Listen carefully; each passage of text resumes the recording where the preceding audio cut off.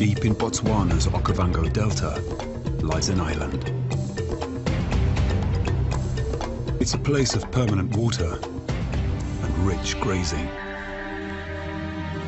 Desirable territory for many.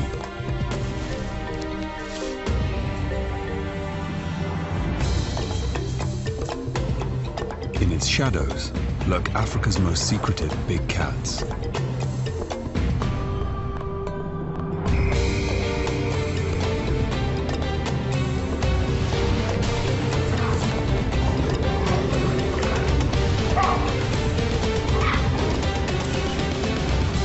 Here, 3 leopards are forced to share the same territory and live an increasingly uneasy coexistence.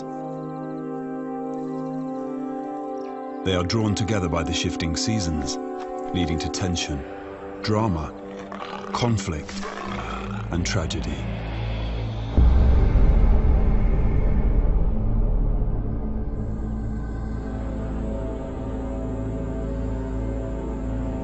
The undisputed ruler of this territory is the dominant male leopard, Buddha, a 5-year-old sturdy individual in the prime of his life. Moving in and out of Buddha's domain is one of his females. She specializes in climbing the tall ebony and Kigelia trees of Moremi. She is called Mosweo, the Pale One.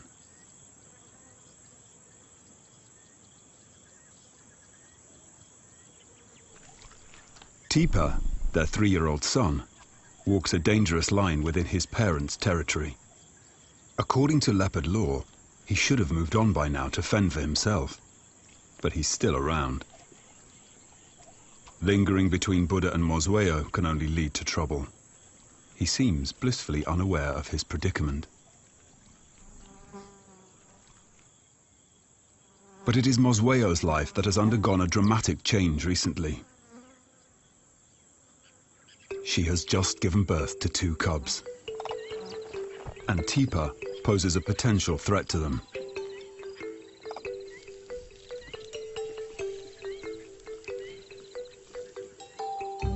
Her litter emerges from her carefully concealed den. She has fared well so far. Her 2 cubs were born in a bountiful summer.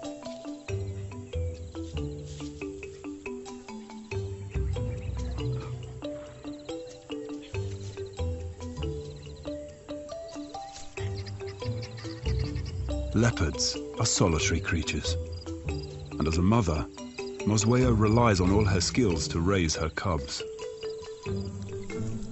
In general, leopard cub survival rate is below 50%. The majority of losses happen during the cub's first year of life, while the leopard mother leaves to hunt. It's a harsh reality that leopards have to contend with every time they give birth. Mosweo has no choice but to leave her cubs to find food. From her last litter, Tipa is the only survivor. He's an adolescent. He still lingers near the den site, familiar with his birthplace, frequenting the paths of his youth. Up to now, Mosweo has tolerated his presence in her territory. But the time has come for him to move on.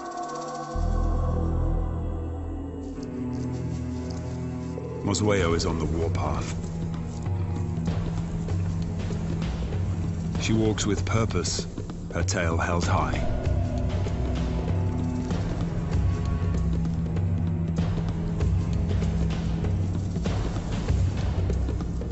The time has come for her to sever the bonds between them forever.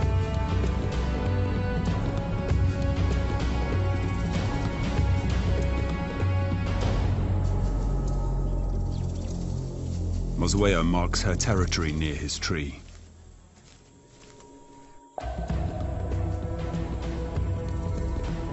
The hostility towards her son is plain to see. Their relationship has degenerated into open conflict. Tipa still bears the wounds from an earlier clash. Even though he is now bigger than his mother, as her son, Tipa remains relatively submissive. Reluctantly, he leaves the area, but unwisely, he'll continue to linger on the edge of his mother's territory. As he moves into a neighboring woodland, he stumbles on a mortal enemy.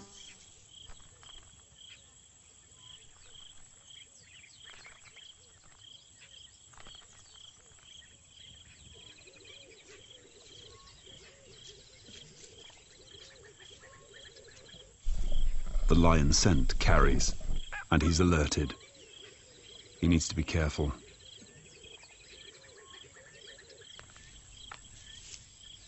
His first few days in unfamiliar territory are dangerous, and he's extremely vulnerable.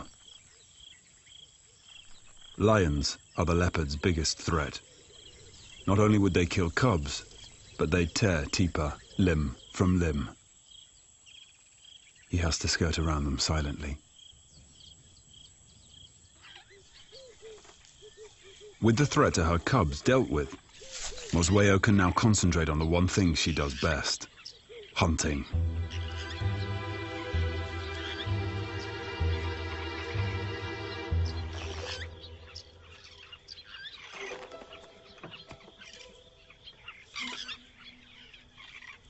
She's an excellent climber. She likes a good vantage point, 7 or 8 meters above the ground.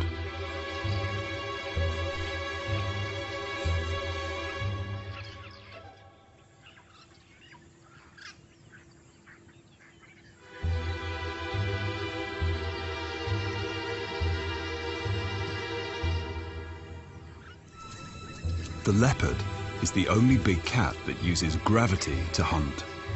Mosweo is an expert at it.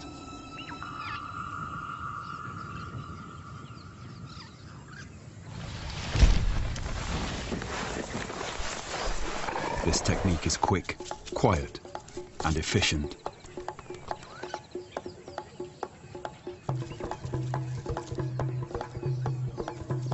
But the impala alarm calls are a dead giveaway that a predator is operating in the forest.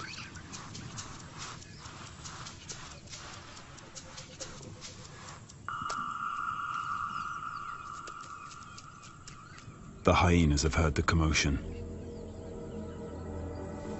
She needs to hide the kill before they see her. They hunt in packs. They're strong and aggressive. Worse, hyenas kill leopard cubs. She cannot let them find her den.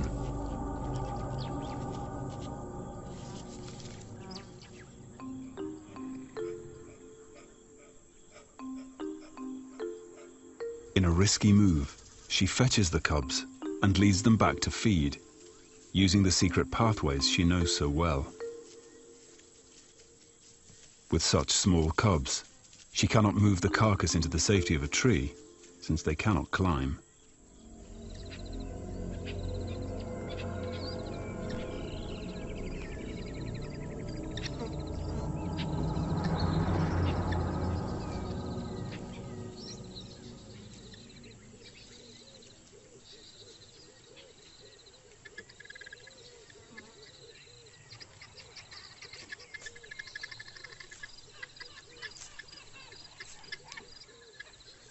Down on the ground, they are all exposed to danger. Staying well hidden is their only option.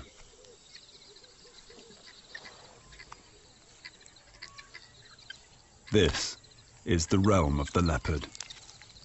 Camouflaged in the broken and dappled scrub, they can feed, undisturbed, for a while.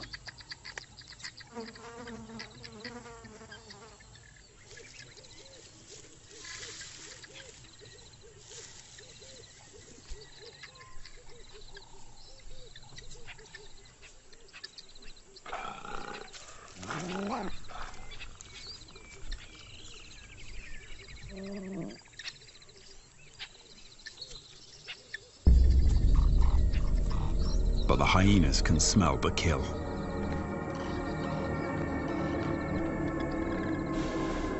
Their circle around the scent tightens. Oswego has to act quickly and decisively. She has a plan. Get the hyenas to focus on her and draw them far away enough for the cubs to leave the kill.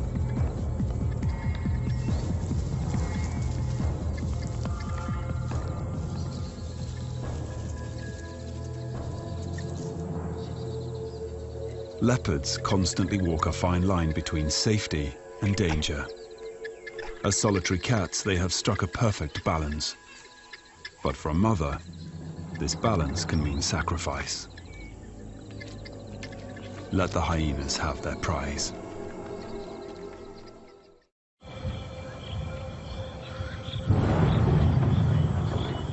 Dead Tree Island changes radically with the seasons. It's one of the few places with permanent drinking water. But in summer, its herbivores rely on the rains for good grazing.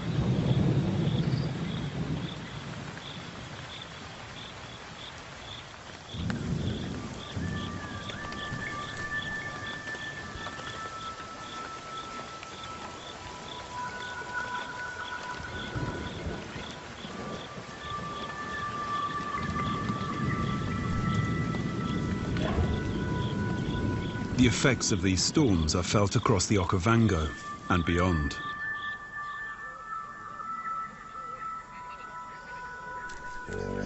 The result is a welcome flourish of green.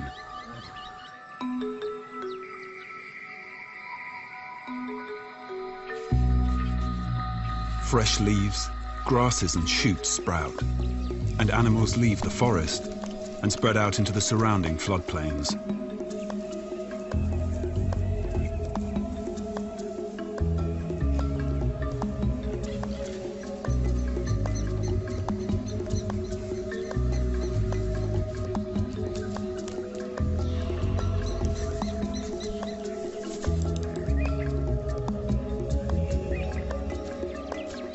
This abundance of water and food brings on the birthing season for impala, one of the leopard's favorite prey.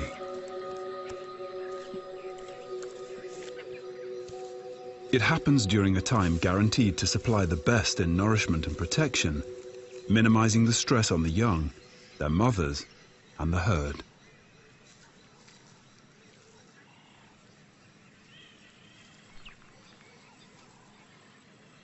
But the newborn impalas are highly vulnerable and face a variety of threats.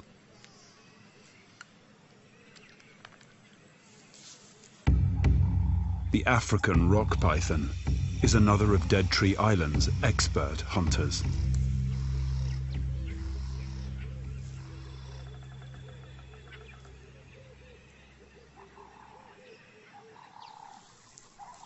Muscular coils squeeze the life from its prey, asphyxiating it. It swallows the calf whole by extending its jaws using specialized hinges.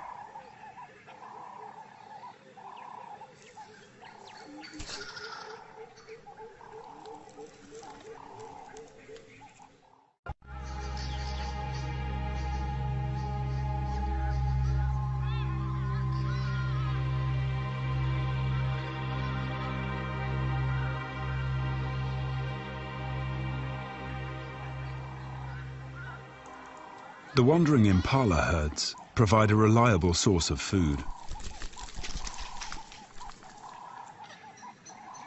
Oswego has killed one during the night and has hidden the fresh carcass in a thicket where she feeds quickly. To make this kill, she's had to leave her young alone and vulnerable. Now, she needs to get back to the den.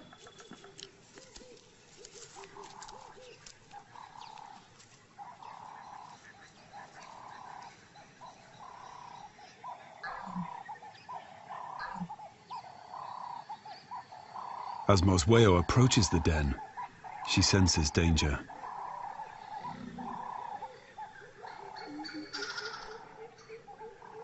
Hyenas have been busy nearby.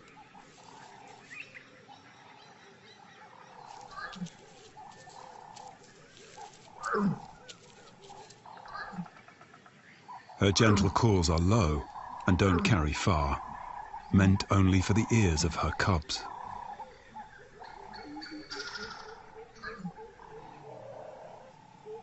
Only one responds.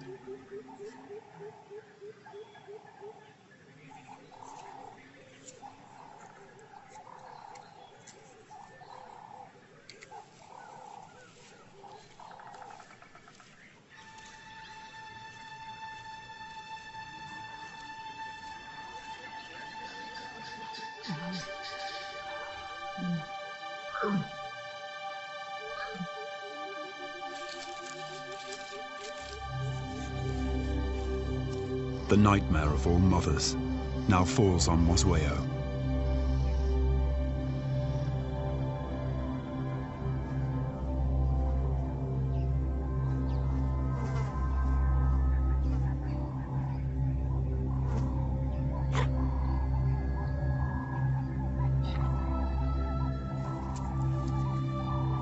Her calls seem desperate and at the same time hopeful. Her own flesh and blood has been taken from her in just one night.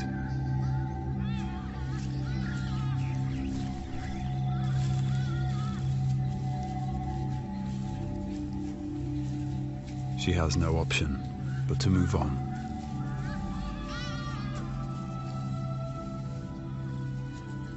In a leopard's life, there is no time to mourn the dead. The cub is growing, and it needs meat in its diet.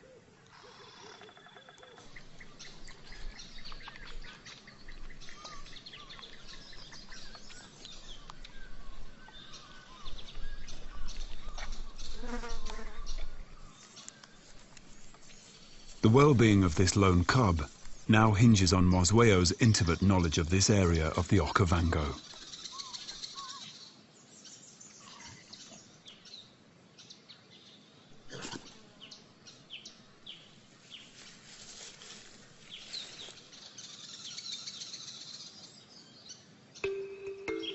The rains have stopped, and all around Dead Tree Island, the vegetation is beginning to brown. The animals sense this.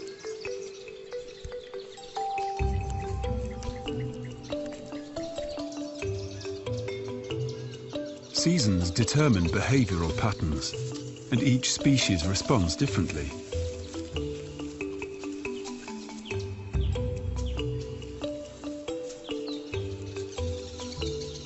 Kudu males choose a suitable female, courting her with gallant displays.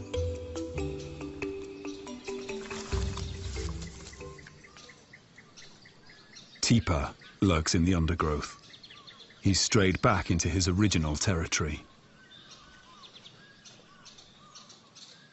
The kudu are distracted and oblivious to any threat.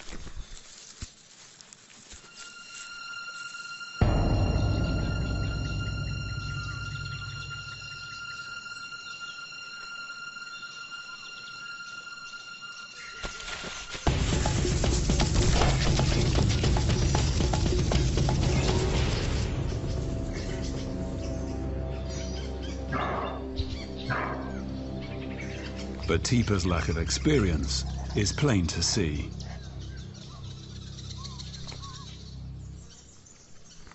Perhaps he's still too young to realize he shouldn't expend energy on the unattainable. Prey the size of a kudu is out of his league.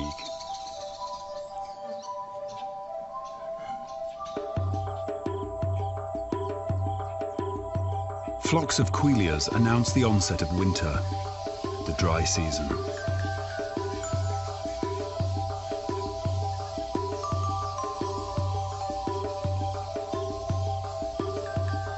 Many animals gravitate to the Dead Tree Island area for the permanent water.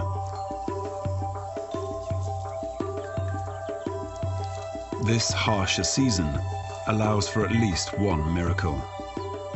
The Kigelia tree blossoms to life. It offers a precious winter treasure.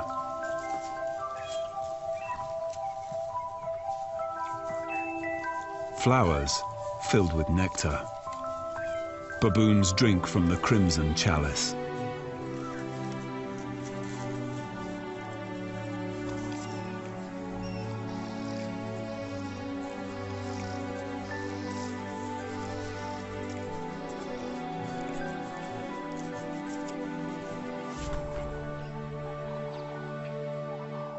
Tipa needs to be more flexible in his hunting strategy. He has to learn to anticipate his potential prey's movements. Baboons are messy eaters, and soon the impala move closer to feed on the flowers that carpet the ground.